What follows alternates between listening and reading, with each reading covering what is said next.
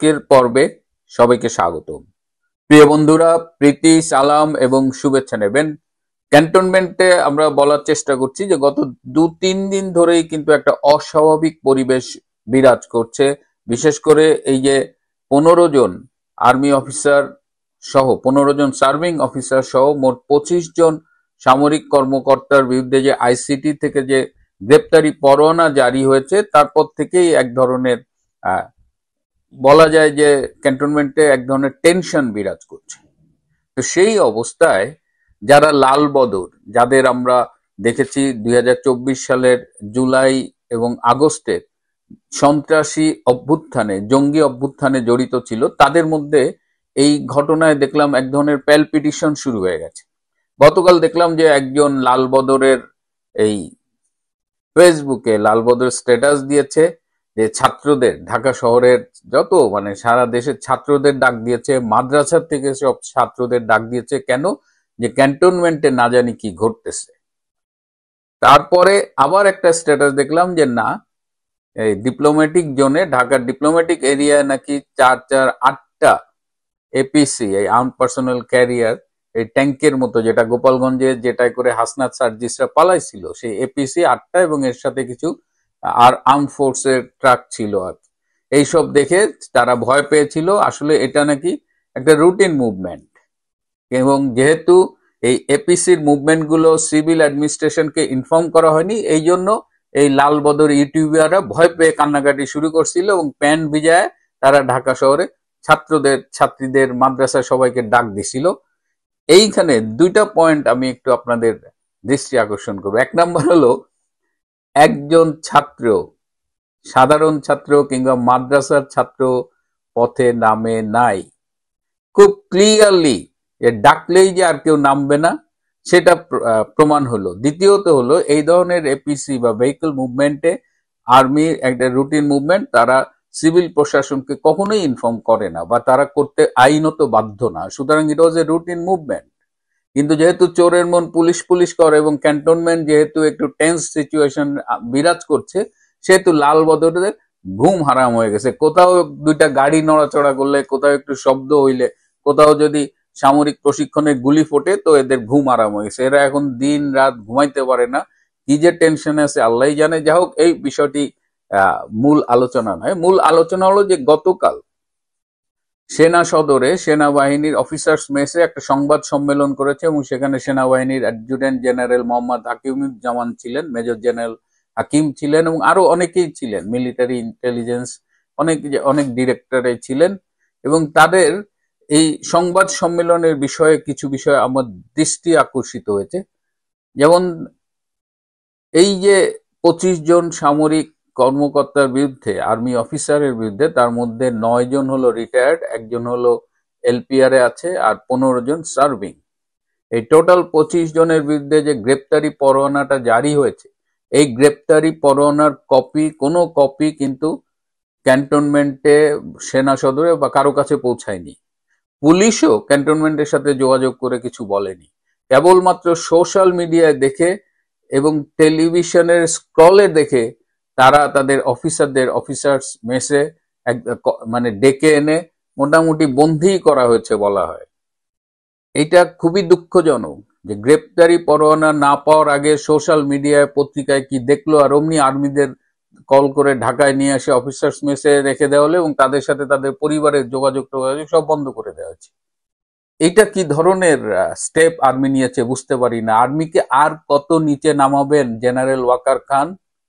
এই সংবাদ সম্মেলনে উচ্চারিত শব্দগুলো যদি আপনারা দেখে থাকেন, সেটিও কেমন যেন সেই পাকিস্তানি জামাতি শব্দ। ন্যায় বিচার শব্দটা বলে আমরা অভ্যস্ত, কিন্তু সেখানে অফিসারদের মুখে আমরা শুনেছি তারা ইনসাফ কায়েমের জন্য কাজ করছেন।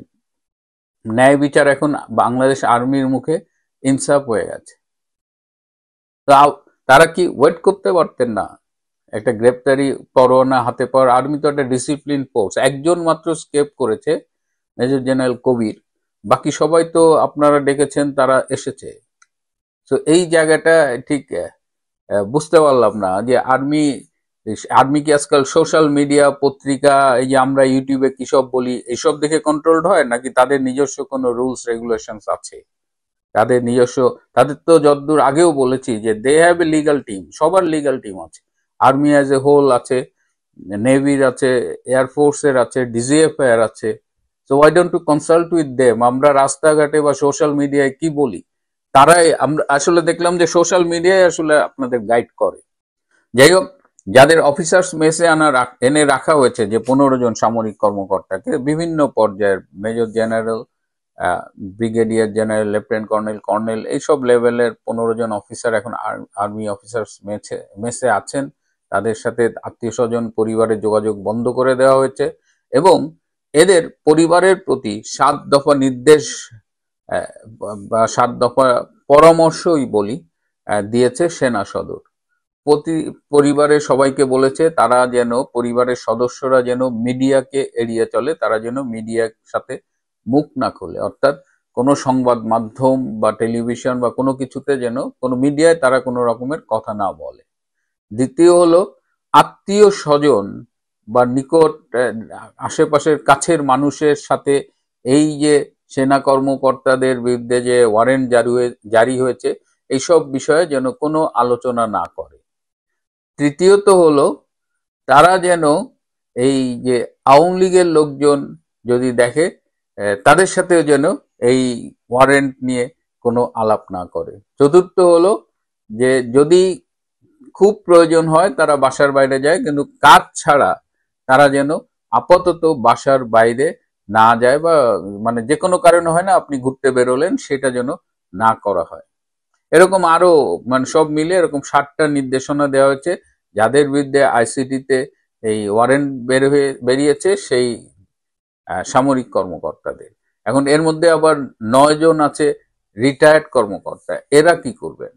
এই রিটায়ার্ড কর্মকর্তাদের উদ্দেশ্যে পরামর্শ দেওয়া হয়েছে যে তারা চাইলে সরাসরি পুলিশের সাথে যোগাযোগ করতে পারেন, পুলিশের কাছে সারেন্ডার করতে পারেন, অথবা তারা চাইলে সেনা সদরে এসেও তারা যোগ দিতে পারেন।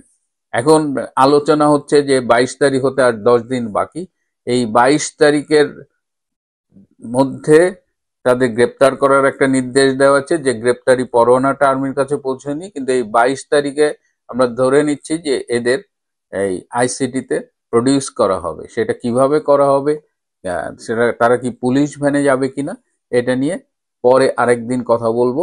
কিছু কিছু ইনফরমেশন আমি পাচ্ছি, কিন্তু আর্মি এখন পর্যন্ত এই ওয়ারেন্ট নিয়ে যে কাজগুলো করছে, যে সেটা আসলে অনেকেই, মানে শুধুমাত্র এটা যে সেনাবাহিনীর বিষয় তা না, সেনাবাহিনীকে নিয়ে তো আমরা অনেকেই কথা বলি, বা as a whole, as a nation, আমরা কিন্তু সেনাবাহিনীর অনেক অনেক অনেক অনেক অতীত অপরাধ সত্ত্বেও আমরা তাদের ওন করি, আমরা তাদের বলি যে তারা আমাদের গর্বের বাহিনী, দেশের সার্বভৌমত্ব স্বাধীনতা রক্ষার নিয়োজিত একটা বাহিনী। কিন্তু তারা সম্প্রতি যে কাজগুলো করছে, দিস ইজ সিম্পলি আনএক্সেপ্টেবল। এবং এই যে পরিবারের সদস্যদের প্রতি এই যে 7 দফা নির্দেশনা জারি করা হলো, এর প্রেক্ষিতে একজন ভাবি আমাকে জানিয়েছেন যে পরিস্থিতি কিন্তু ভাই ভেতরে ভেতরে খুব একটা ভালো না, এবং এটাকে খুব সহজে ছেড়ে দেওয়া হবে না। It will not go unchallenged on behalf of army. এবং আর্মির ভেতরে এটা নিয়ে এমন দানা বাচ্ছে যে সবকিছু বাইরে বলতে পারি না, বলা উচিত না। আমি ধারণা করি যে army will take care of it. আর এই ফাঁকে লালবদরটা টেনশন করতে থাকুক। প্রিয় বন্ধুরা, আজ এ পর্যন্তই। সত্যি কথা বলাটা সহজ কাজ না। আর যখন আপনি প্রশাসনের কোনো গুরুত্বপূর্ণ দায়িত্বে থাকেন, অনেক কিছুই ঘটে। যেমন ধরুন আপনার একটা পরিবার, তো সেখানে ভাই বোন সন্তানদের নিয়ে অনেক ঘটনা ঘটে, যেটা আপনি বাহিরে প্রকাশ করেন না, এটা নিয়ে কাউন্টার করেন।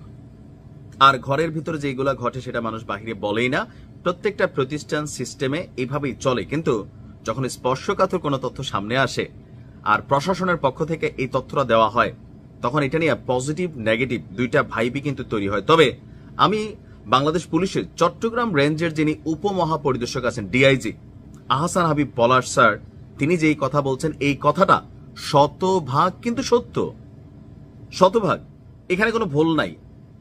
তিনি যেটা বলছেন, বাংলাদেশের মানুষের ভেতরে যে জিনিসগুলো ঘুরে, আমরা যা ভাবি বা বলি ঘুরাইয়া পেঁচাইয়া, তিনি সরাসরি বলে দিচ্ছেন। রাজনৈতিক দলগুলোর কাছে আওয়ামী লীগের ভ্যালু কি? আওয়ামী লীগের নেতাকর্মীদের জন্য বিশাল সুসংবাদ, কিন্তু পুরো ঈদের খুশি টাইপ একটা অবস্থা তৈরি হতে যাচ্ছে। গেল 5ই আগস্টের পরবর্তী এই 1-1.5 বছর আওয়ামী লীগের যেই মানে খারাপ সময় ছিল সেটা আস্তে আস্তে কেটে যাবে, আর সামনে খুব দ্রুত কাটবে। এমনকি কয়েকদিন পরে মিষ্টি খাওয়ানো, মামলা তুলে নেওয়া, যেগুলো ভুয়া মামলা হয়েছে সেগুলো তো উঠেই যাবে, হাদিয়াটা দিয়েও পড়তে পারে। কারণ এই মুহূর্তে আগামী জাতীয় সংসদ নির্বাচনকে কেন্দ্র করে আপনি দেখবেন বিএনপি বলেন, জাতীয় পার্টি বলেন, জামাত ইসলাম বলেন, এনসিপি বলেন, প্রত্যেকেই আওয়ামী লীগের যে ফ্লোটিং ভোটার যারা ক্ষমতায় যাওয়ার ভারসাম্যটাকে ব্যালেন্স করবে তাদের পিছনে কিন্তু দৌড়াচ্ছে। আর এই কথাগুলা প্রকাশ্যে না থাকলেও অপ্রকাশ্যে কিন্তু ঘটতেছে। কারণ ওই দিন সার্জিস যখন কোথায় গেলেন, ছাত্রদলের এক নেতা বললেন, ভাই আপনার পাশ থেকে আওয়ামী লীগের লোকগুলারে সরান। তার মানে সবাই কিন্তু একটা সেটেলমেন্টে চলতেছে। এখন আসুন আমাদের এই পুলিশ অফিসার কি কথা বলছেন। তিনি বলছেন যে বিগত সরকারের সমর্থকদের নিজেদের দলে ভেড়ানোর জন্য প্রায় সব রাজনৈতিক দল উঠে পড়ে লেগেছে। তাদের আগের যে কর্ম সেইটাকে উপেক্ষা করে, মানে বাদ দিয়ে আগের যে অপরাধ সেইটাকে ঢেকে নিজ নিজ দলে ভেড়ানোর যে অপচেষ্টা চলছে সেটা আমাদের জন্য বিব্রতকর, মানে পুলিশের জন্য। এখন ঘটনাটার আমি ব্যাখ্যা দেই। যেমন বাংলাদেশের বিভিন্ন জায়গায় হয় কি, আওয়ামী লীগের অনেক নেতা কর্মীকে পুলিশ আটক করার পরে এমনও হয়েছে যে একই থানায় আপনার জামাতের কোন নেতা গেছেন তাকে ছোটাইতে, বিএনপির কোন নেতা গেছেন ছোটাইতে, এমনকি দুইজনও গেছেন এমনও হয়েছে তাকে ছোটাইতে। তবে ওই ব্যক্তিগুলা কারা? স্বাভাবিকভাবে যাদের এলাকাতে জনপ্রিয়তা আছে, যাদের মাধ্যমে ভোট কালেকশন হবে। আবার অনেক ক্ষেত্রে এমনও হয় যে নিরপরাধ একটা মানুষ সম্মানিত, তিনি একটা ভুয়া মামলায় ফাঁসা গেছেন। সেই ক্ষেত্রে আমি জামাতকে দেখছি যে 2-1টা ক্ষেত্রে তারা সহযোগিতা করছে, এটা একটা। কিন্তু বেশিরভাগ ক্ষেত্রে পলিটিশিয়ান যারা আছেন তারা ভোটের ফয়দা হিসাব করে যে এই লোকটার যদি এই মামলাটা থেকে ছোটায় নেই, পুলিশ থেকে বের করে নিতে পারি, তাহলে হবে কি যে আগামীতে ভোটের মাঠে তার ব্যাকআপটা আমরা পাবো, এরকম কিন্তু হয়। আর এই কারণে পুলিশ অফিসার বলছেন যে তারা বিব্রতকর। তার বক্তব্য, পুলিশ গ্রেপ্তার করলে কোনো কোনো সময় তারা একসঙ্গে গিয়ে এর প্রতিবাদ করে, কোর্টে গিয়ে তাদের পক্ষে দাঁড়িয়ে জামিন সহ অন্যান্য কার্যক্রম করে থাকে, যেগুলো আমাদের জন্য অনেক বড় চ্যালেঞ্জ হয়ে দাঁড়াচ্ছে দিনে দিনে। আজকে আপনার চট্টগ্রামের আঞ্চলিক লোক প্রশাসন প্রশিক্ষণ কেন্দ্রে নির্বাচন প্রক্রিয়ায় ভোট গ্রহণকারী যারা আছেন কর্মকর্তা, তাদের দায়িত্ব নিয়ে বিভিন্ন বিষয়ে আলোচনার এক পর্যায়ে আপনার ডিআইজি সাহেব এই কথা বলছেন যে কোন দল ক্ষমতায় আসবে সেটি মাথায় রেখে কাজ করার প্রবণতা সুষ্ঠু নির্বাচনের পথে বাধা, এটা আমরা জানি। যাই হোক, তো তার বক্তব্য, নির্বাচন এখন অনেকের কাছে বিনিয়োগ এবং ব্যবসার মতো হয়ে গেছে। এত ফ্রুটিকা খাওয়া টাইপের সত্যি কথা কেমনে বলেন? আসলে একজন পুলিশ অফিসারের এরকম সৎ হওয়া জরুরি। এরপর বলছেন, ক্ষমতায় গেলে সম্পদ বাড়ানোর সুযোগ থাকে, এই মানসিকতা সুষ্ঠু নির্বাচনের অন্তরায়, মানে বাধা। টাকা জমানোর প্রবণতার কারণে প্রার্থীরা অপকর্মে জড়িয়ে গেছে, যা আইন শৃঙ্খলা পরিস্থিতিকে কঠিন করে তুলছে। আর এর ফলে এখানে অনেক কিছুই তৈরি হচ্ছে যা আইন শৃঙ্খলা বাহিনীর জন্য সামাল দেওয়া কঠিন হয়ে পড়েছে। তো এই যে আলোচনা, অথবা ধরেন উপদেষ্টাদের অনেকে যোগাযোগ করছেন, জুলাই যোদ্ধারা ক্ষমা চাচ্ছেন, সামহাও এখন যে মানে ন্যারেটিভটা তৈরি হচ্ছে, সামহাও আস্তে আস্তে যে আওয়ামী লীগের ইম্পর্টেন্স তৈরি হয়ে যাচ্ছে। আর এটা কিন্তু বাস্তব।